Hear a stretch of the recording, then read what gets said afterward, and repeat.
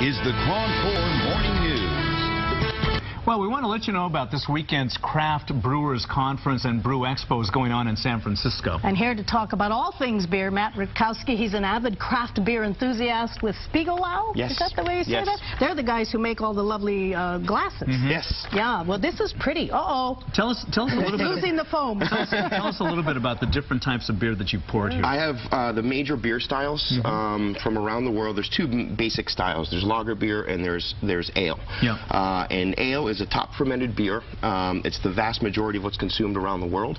What this means is that it can be fermented at room temperature, generally speaking. And a lager beer, which is what we have here with this beer from Austria called Stiegl, is cold fermented. So it is fermented like at a refrigerated temperature between 32 and 39 degrees. Gotcha. The styles vary in range from very light and crisp, which is what we have here with the Stiegl, to very refreshing, which we have in a Hefeweizen, which is a German beer that is brewed from wheat rather than malted barley. And then we have probably the most iconic American style, which is a IPA, Indian Pale Ale.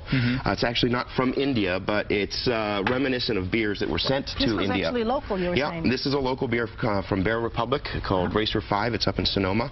And these tend to be higher alcohol beers, meant for longer storages in past, but now just it's a flavor component, also loaded with a lot of I thought hops. he was going to say it was for longer sipping. Yeah, That's why. and they have very hoppy, piney, kind of citrusy aroma. And then, which I haven't poured here yet, but I will, is a Belgian-style ale. This is actually a Trappist ale, brewed by monks. It's kept, the recipes are quite secret, but generally these beers have what's called a secondary fermentation, where yeast is reintroduced to the bottle, along with some sugar, and that makes for a 11.3% beer. So this drinks very much like a wine. These are craft or artisan beers, so it's actually a small but thriving industry. It's the only growing segment in the beer business right now. I mean, the big majors are falling literally flat. Sorry for the pun, but they are. And the craft beer business is really doing, it's on a growth segment. So what we're doing is getting a lot of conversion really from wine drinkers.